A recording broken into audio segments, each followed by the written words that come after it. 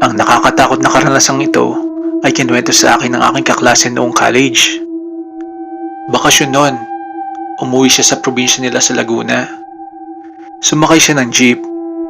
Doon siya naupo sa may malapit sa babaan ng jeep. Kalaunay, nakaidlip siya. At nang lumaoy, bigla siyang nagising. Nakita niya na may nakasabit.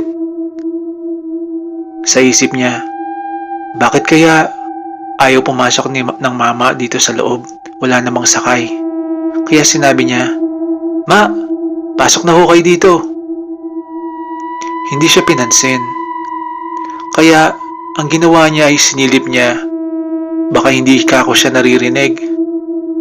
Pero sa laking takot niya, pagsilip niya, yung nakasabit, walang ulo. Nakita siya ng driver na parang natakot. Sabi ng driver sa kanya, "Toy, may nakita ka no? Ganito talaga dito pag dumadaan ako dito sa may mga puno. Dito ka na umupo sa may harapan." Kaya, gano'n na nga ang ginawa niya.